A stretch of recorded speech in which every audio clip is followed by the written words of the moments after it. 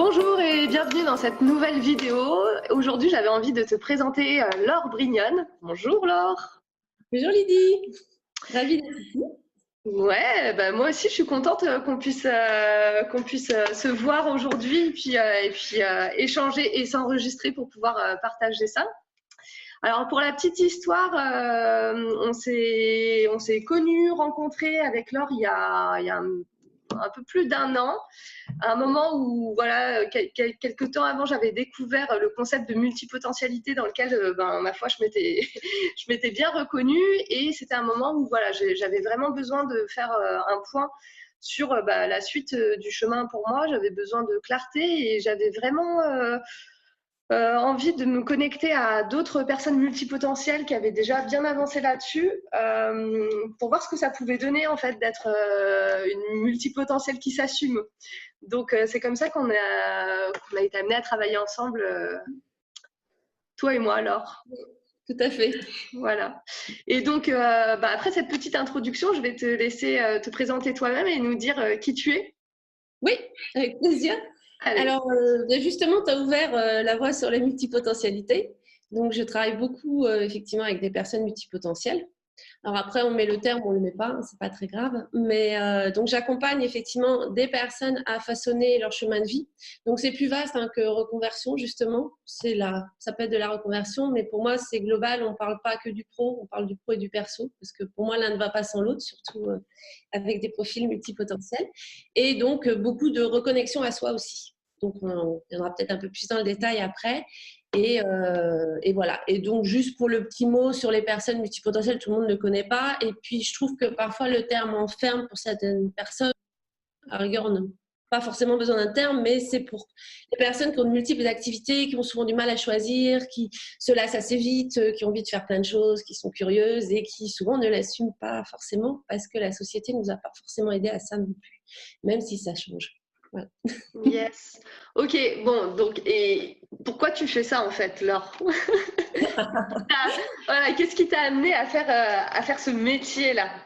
Alors, j'ai toujours été très, très intéressée par l'humain de manière générale, hein, même la nature de manière plus vaste. Donc, j'ai toujours eu un fort contact avec la nature depuis petite. Et peut-être plus de mal à comprendre l'humain quand j'étais petite, en revanche, tu vois. C'est peut-être ça qui m'a aiguillée vers voir pourquoi, parce que j'étais dyslexique, j'étais en profil atypique hein, déjà, même si je m'en suis plutôt bien sortie, j'ai pas eu d'énormes difficultés, si ce n'est que effectivement c'était quand même compliqué quand j'étais petite en termes de relations, parce que je me sentais un peu à part, je pense que je me mettais à part aussi. Bon, petite dyslexie, mais moyenne dyslexie, mais qui s'est assez vite, je m'en suis, tu vois, ça n'a pas été très très lourd, je m'en suis quand même, voilà. Et donc, je pense que je fonctionnais déjà un peu différemment. Voilà. Et donc, ça m'a donné, j'ai toujours été très, très curieuse de l'humain, de comment il fonctionnait en fait, en commençant par moi, mais par les autres. Et ce qui m'a amené à faire de la psycho, à un moment donné où je travaillais déjà. Je ne vais pas trop faire tout le profil, mais à l'époque, je travaillais déjà en gestion de projet. Et psycho m'intéressait depuis très longtemps, donc j'ai fait des études de psycho en parallèle. En parallèle de ton taf salarié, c'est ça? Tout à fait, à l'époque. Et j'ai adoré. Je savais que je voulais pas être psychologue, tu vois, donc j'étais déjà. Mais je savais que par contre, ça m'ouvrait des portes sur là où je devais aller. Je savais pas encore quoi. En fait, là, tu te formais pas pour avoir un métier, mais tu te formais parce que ça t'intéressait. Je me formais parce que ça m'intéressait. Bon, déjà, il faut que ça m'intéresse pour faire une formation. Bon, c'est pas possible, mais parce que ça m'intéressait, mais surtout parce que je savais que c'était ma porte. Ce que je faisais à l'époque, je savais que c'était pas ma voie, si tu veux. Bon, ça m'intéressait parce qu'il y avait pas mal de nouveautés, on changeait beaucoup. Bon, mais sorti de là, je savais très bien que c'était pas là-dedans que je devais aller. Donc, c'est comme si ça m'a ouvert à vraiment là où je devais aller, tout en ne sachant pas encore hein, où j'allais aller. Et je t'interromps, c'est intéressant ce que tu viens de dire, je trouve. Quand tu dis, je sentais que c'était pas ma voix. Comment tu sentais que c'était pas ta voix alors la gestion de projet du coup, dans laquelle. il n'y avait pas de sens pour moi. Je faisais beaucoup de procédures Alors, il y avait du sens parce que quelque part, tu créais des projets, tu mettais en place des choses. Donc, tu avais quand même quelque chose dans la matière, mais il y avait toute une partie très procédurale, des spécifications, genre de choses que j'aimais le plus à l'époque dans mon métier, c'était justement de faire l'interaction entre les gens, par exemple dans les réunions, parce que quand tu fais la gestion de projet, tu fais en fait le lien entre les gens. Et plus les gens, tu arrivais à faire bien le lien, plus ça fonctionnait bien en fait. C'était pas tant les questions de capacité, c'est que souvent les gens dans les projets, ils n'ont pas envie de travailler ensemble. Et en fait, donc ça, cette partie-là, justement, tu vois, c'était l'humain déjà qui m'intéressait. Ouais. Mais je savais très bien, j'étais à la Défense à l'époque sur Paris, j'étais dans un gros cabinet d'audit. Je me rappelle, les premières fois, je regardais les gens descendre du métro le matin, tu sais, en randonnion. J'avais l'impression de voir un monde tout gris, ça ne me convenait pas. Bon, j'étais déjà un peu l'original du coin, hein, donc ça passait. Voilà, c'était pas ça dont je rêvais. Je savais que c'était pas là mon chemin. Après, tu vois, c'était ressenti. Voilà, ça c'était sûr, mais c'était un chemin de presque de. Voilà, est-ce que c'est de la facilité? On fait ce qu'on peut à un moment donné, tu vois, mais peut-être d'assurance, j'étais bonne là-dedans. Ça m'a amené, c'était un peu un chemin, j'avais fait de l'éco avant, de la gestion de projet informatique, parce que je savais pas vraiment où je voulais aller, c'était pas encore assez clair, tu vois. Ouais, oui, puis j'imagine que c'est confortable et sécurisant aussi d'avoir un job avec un salaire qui tombe. J'imagine. C'est un côté sécurisant et en même temps fermant parce que ça t'empêche d'aller vers toi, en fait. Ok.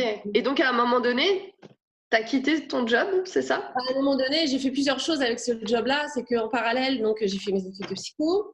Et puis ensuite, j'ai monté une association avec une amie sur les cultures du monde. On faisait des événements autour de l'art. Alors, beaucoup d'art, l'art sur les cultures du monde. Donc, il y avait aussi des rencontres voyageurs, il y avait de la danse, il y avait de la musique. Ça, c'était ma partie artistique qui revenait, que j'ai toujours eu aussi. Je fais de l'histoire de l'art aussi au tout début. Donc, il y a la partie créa qui est toujours là et la partie voyage que voilà, j'aime beaucoup le voyage aussi, donc les cultures, les différentes cultures, les différentes approches. Donc j'ai bien aimé. C'est une période où j'avais les trois en parallèle. J'étais passée au 3/5e sur mon boulot pendant 2 ans.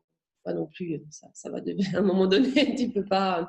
Et j'avais ces trois équilibres qui me convenaient très bien d'ailleurs, qui a été pendant une période. Mais après, voilà, j'avais envie aussi de partir ailleurs. Et puis quand je suis revenue à plein temps, parce que c'était 2 ans, je me suis dit non, c'est plus possible. Faut que à un moment donné, faut que on se force à aller vers autre chose. Et en fait, moi, ma manière, ça a été de dire je pars. Je ne savais pas encore et j'ai mis du temps après. J'ai essayé pas mal de choses. Je pars parce que si je pars pas, tu vois, je vais jamais en sortir, je vais jamais vraiment faire la recherche. C'est là où j'ai fait un premier. J'avais fait déjà un bilan de compétences qui ne m'avait pas énormément apporté. Bon, ça dépend des gens et ça a changé. Hein, mais si, ça m'avait apporté un bilan de compétences, mais c'est tout. C'est important, c'est bon. Et qui t'a aidé forcément à sentir dans quelle direction tu pouvais aller, qui serait juste pour toi. Ouais. Pas du tout à l'époque parce que, alors c'est peut-être la personne que j'avais choisie qui ne convenait pas parce que, enfin, il y a aussi moi, hein, j'étais peut-être pas prête à faire ce changement parce qu'à la personne que tu choisis, il y a des gens beaucoup plus ouverts, il y en avait déjà à l'époque, hein, donc voilà, c'est peut-être qui elle avait du mal à sortir en fait. Donc le transfert de compétences, j'ai vu que mes compétences étaient applicables à plein de choses, ça c'était bien. Au niveau confiance en soi, ça m'a apporté quand même. En revanche, il m'a pas du tout ouvert à autre chose. Il m'a redonné des métiers un peu proches de mon domaine, en fait, dans le même style. Et il m'a pas du tout aidé à ouvrir. Et du coup, après, j'ai fait un coaching de reconversion avec une coach. Et c'est là où ça a commencé vraiment à m'ouvrir. À d'abord me débloquer la créativité, parce que je pense qu'il y avait ça donc, je faisais déjà du dessin depuis longtemps, je faisais de la photo. Et c'est là où j'ai ouvert mon blog, le tout premier que j'ai réuni dans Une étincelle maintenant. Ouais, c'est ça. Voilà, j'avais un autre blog qui tournait autour justement de l'art et de la nature. Voilà, avec tes propres photos, illustrées par tes propres photos. Avec mes propres photos, mes propres dessins. Ouais, et tes dessins, oui. Et mes dessins. Et donc, ça a été vraiment des constructions, tu vois, de choses au départ où tu sais pas trop comment tu mets tout ça ensemble, en fait. La psycho, je l'avais fait, mais je savais que je vais pas être psychologue. Donc là, j'avais fini ma psycho. Hein, et je me disais, bon, ok. Donc, il y avait l'humain. Là, j'ai ramené, si tu veux, j'ai ressorti la partie créativité qui a toujours été là. La partie nature, j'ai ressorti après. C'est vraiment mes 3 pans. Hein, avec, je me suis inscrite, j'ai fait une école d'herboristerie. Et là, c'était récément, non, c'était enfin, récemment, ça doit faire 5-6 ans. Ah oui, ouais. Ouais, je dirais 6 ans, faudrait que je regarde 5-6 ans. Et en fait, ça m'a rattaché la partie, j'avais besoin en tout cas d'avoir quelque chose sur la partie nature. Ouais. Donc, tu vois, c'était peut-être légitimité ou autre, je sais pas, hein, parce qu'on a aussi. Mais surtout, ça m'a ouvert sur plein de choses. J'ai adoré. Ça m'a ouvert beaucoup sur la botanique. Bon, j'adorais déjà, mais je connaissais pas bien en fait. Et puis étant sur Paris, c'était pas évident de apprendre. Donc, c'est possible. Hein, mais bon. Oui, c'est ça, parce qu'avant, voilà, tu étais sur Paris. Là, maintenant, montre-nous un petit peu ton jardin là par là. Ouais, là, t'as ce tournant. Ouais, bah là, tu vois, Là, pour l'hiver encore, il n'y a pas de. Mais ouais, ouais. enfin, voilà, ça bouge quoi.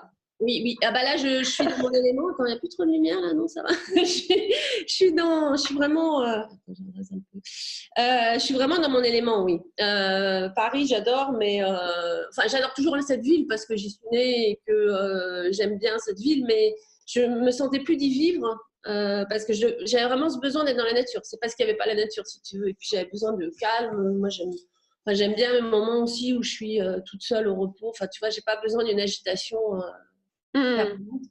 Et ouais, et je rebondis là-dessus parce que juste avant qu'on démarre l'interview, on discutait tout à l'heure et voilà, pour prendre des nouvelles quoi. Et tu me partageais en fait les 3 grands axes sur lesquels, enfin toi qui te, voilà, je sais pas comment dire, qui te font le plus vibrer, sur lesquels tu as le plus envie d'explorer, de creuser, d'accompagner.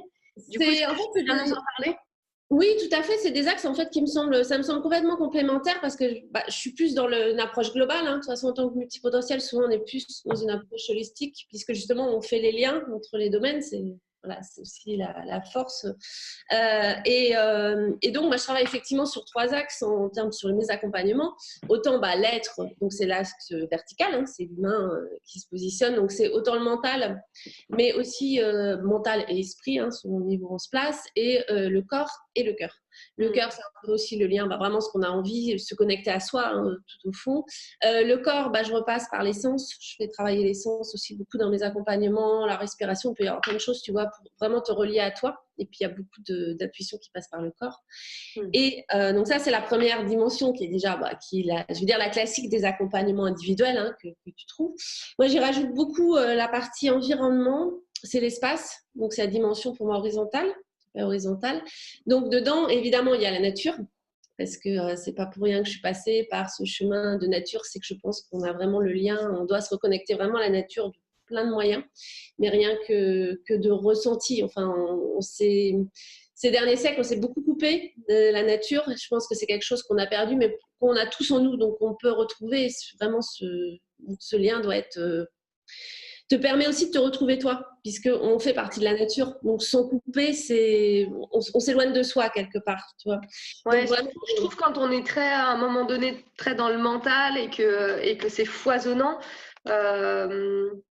moi, en tout cas, personnellement, je vois que quand je me reconnecte, alors nous maintenant, ça y est, on habite nous aussi depuis 1 an et demi à la campagne. On a fait aussi le grand saut, mais voilà, quand je fais mes bains de forêt, effectivement, ça redescend quoi. Et pour le mental, puisqu'on a souvent justement un mental qui tourne beaucoup trop, on va dire, et qu'on a du mal à arrêter. Hein. La nature, c'est génial pour ça. C'est vraiment génial.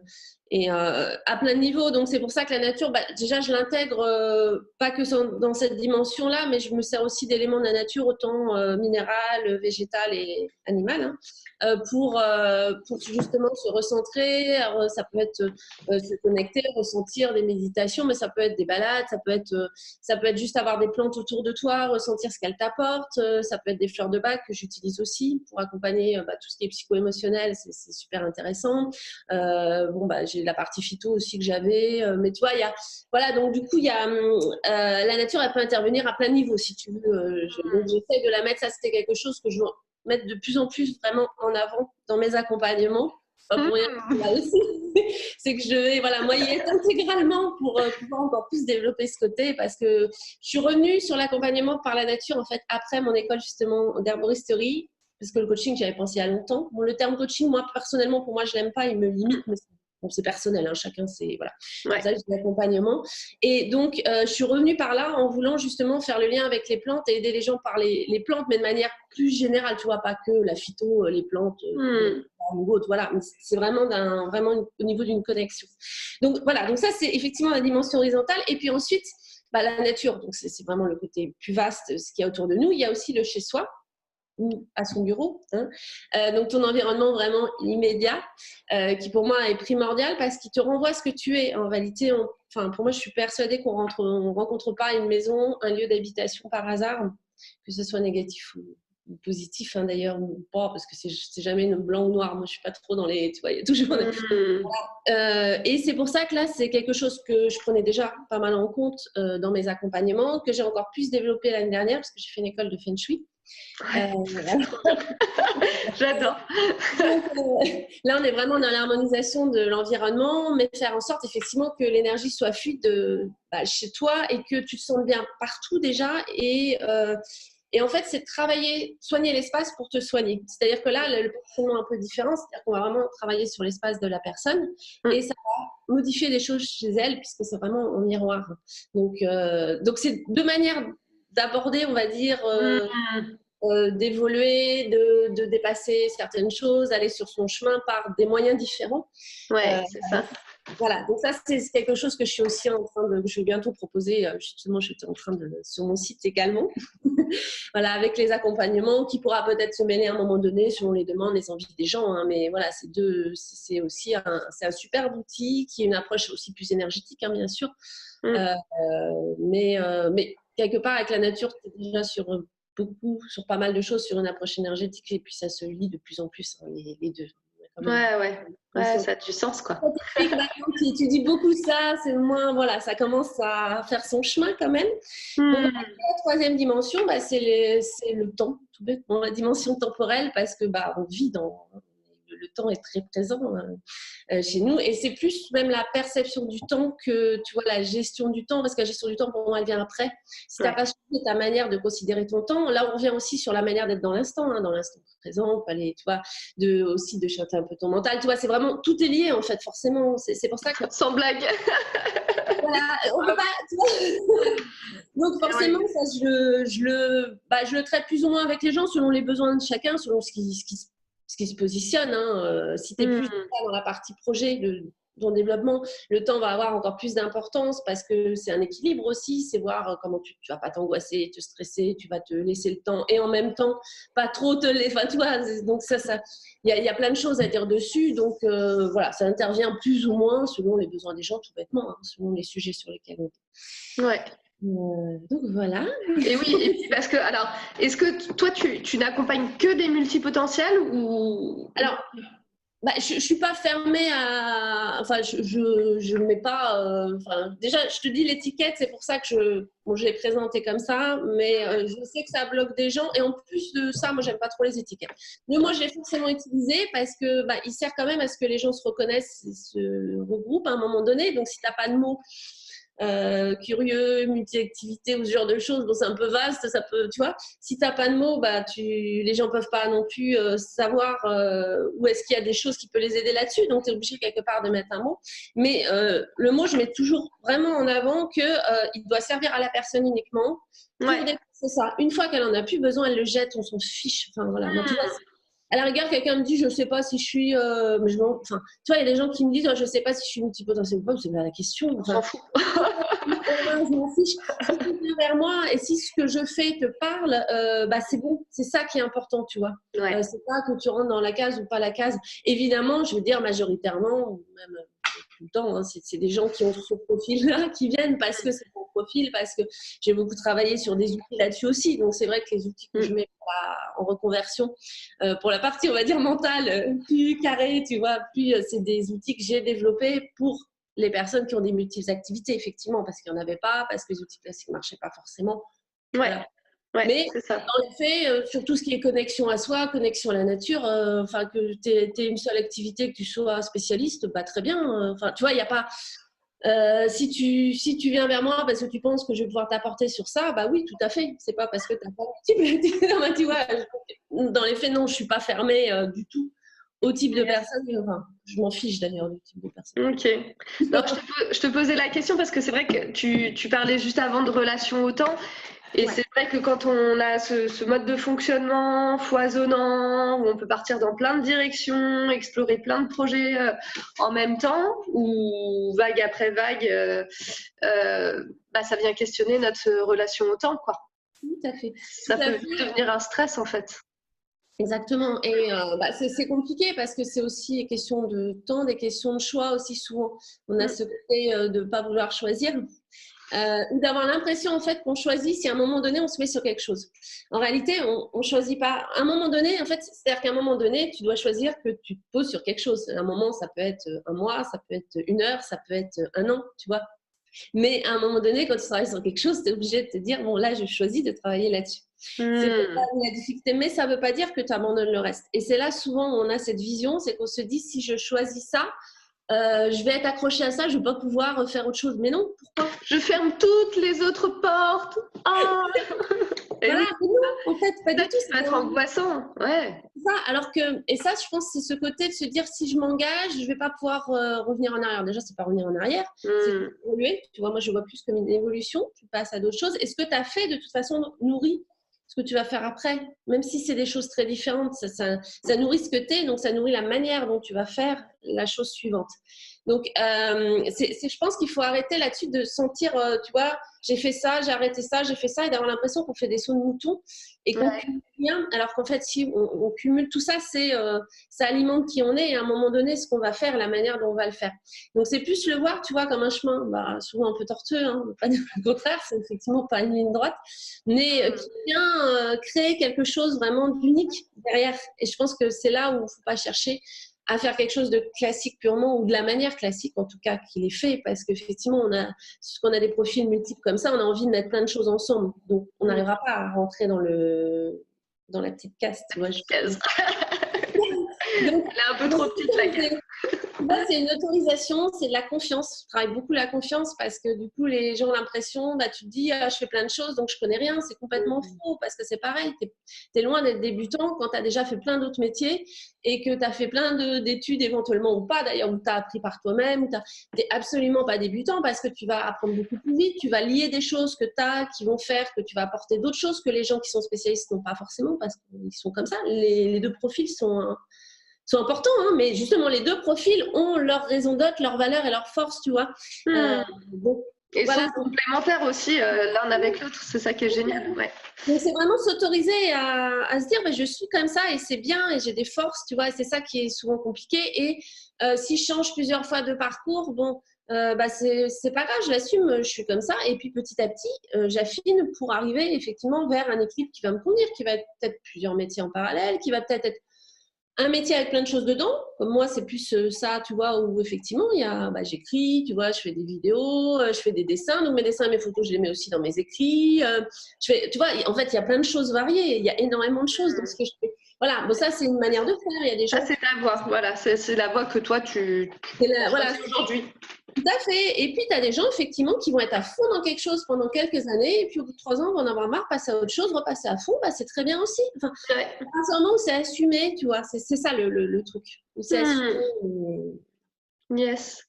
Et dis-moi, du coup, Laure, une question qui me vient là en t'écoutant. Donc, tu nous as parlé de j'allais dire tout ce qui te passionne, mais je ne crois pas que ce soit tout ce qui te passionne. Je pense que c'est une partie de ce qui te passionne.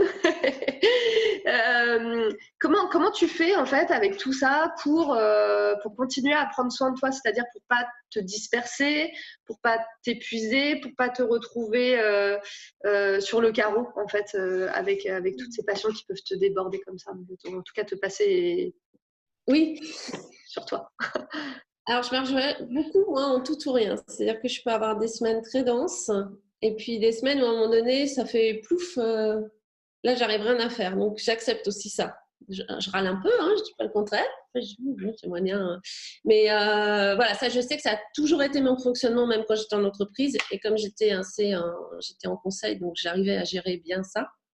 Mais ça a toujours été assez mon fonctionnement. Ça, c'est un fonctionnement propre à moi. Hein. Après, oui, alors j'essaye toujours d'équilibrer selon les périodes et les choses que je laisse de côté. Par exemple, en ce moment, c'est le dessin. Ça fait 1 an que j'en ai pas beaucoup fait et que j'ai très envie de le reprendre, mais ça passe pas dans la priorité du dessus. Il faut le dire comme ça, parce qu'en fait, c'est des gestions de priorité. Hein. C'est que si j'arrive pas à le faire, c'est tout bêtement que c'est pas réellement ma priorité maintenant, même si j'en ai envie. Donc oui, c'est à un moment donné, c'est des choix. Alors bon, je te dis pas, j'ai passé, mais ça c'est quelque chose depuis petite en fait. Je me vois faire des listes de choses que j'aimerais faire. Alors ah oui, toi aussi. Ça remonte. Donc, je me fais des journées. Je pense que ça va parler à d'autres personnes ça.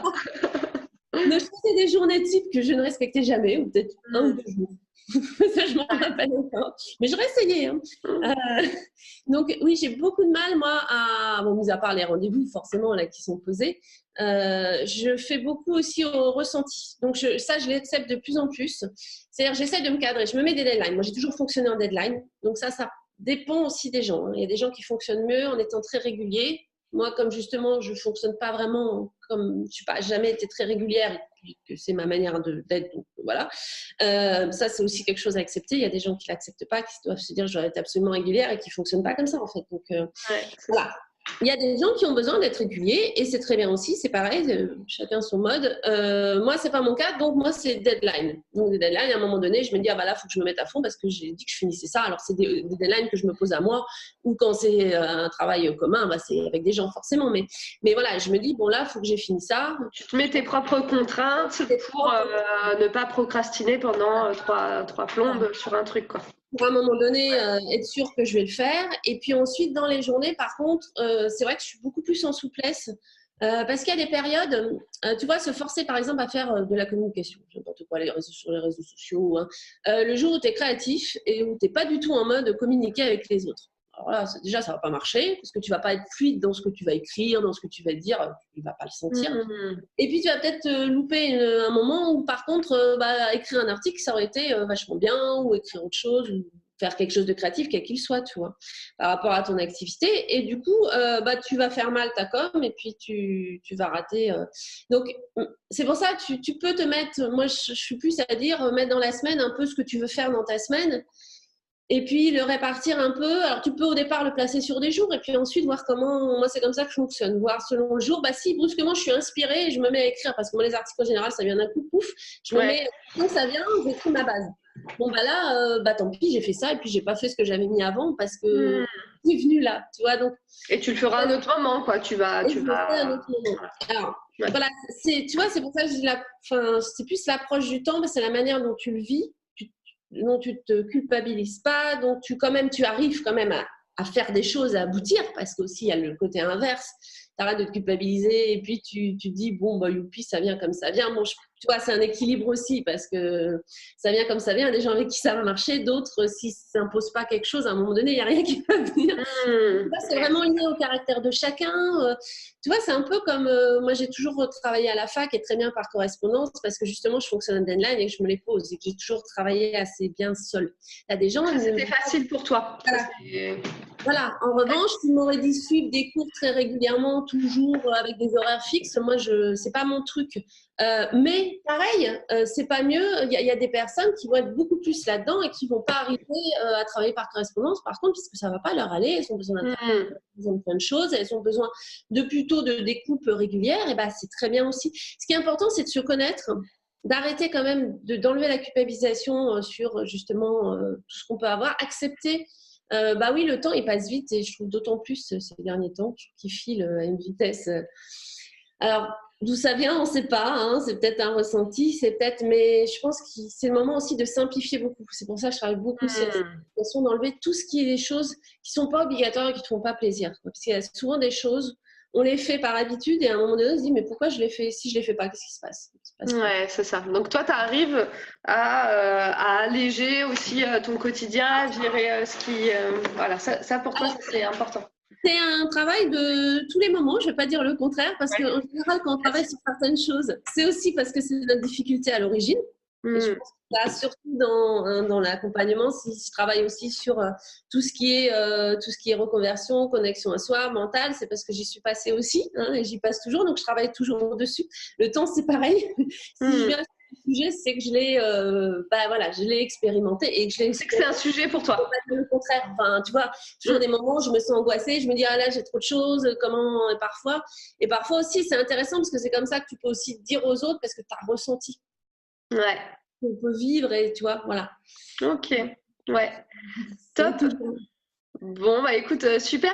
On arrive à la fin de notre interview, ça passe super vite, mais est-ce que, Laure, tu aurais une pépite en fait à partager aux personnes qui nous regardent là maintenant et qui peuvent se reconnaître en fait dans ton profil multipotentiel, qui sont voilà, plutôt passionnés, engagés? Ce serait quoi la pépite, une seule, que tu aurais envie de leur transmettre? Alors, une pépite. Attends, Choix! Ah, il faut choisir. qu'est-ce que tu entends par pépite exactement? Un exemple?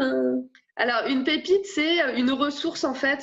Ça peut être un retour d'expérience, voilà, quelque chose qui est précieux pour toi et que tu auras envie de partager, de transmettre, parce que c'est d'enseignement, quoi. D'accord. Alors, je pense que la plus grande pépite et ce sur quoi je travaille beaucoup maintenant, c'est vraiment arriver à stopper son mental, qui est un sujet qui est beaucoup, on entend beaucoup, hein, mais en fait, c'est arriver vraiment à s'écouter et à écouter ce qu'il y a vraiment au fond de nous et quand on prend un chemin, si ça ne nous correspond ou pas. Et ça, c'est arriver à se connecter à soi, justement.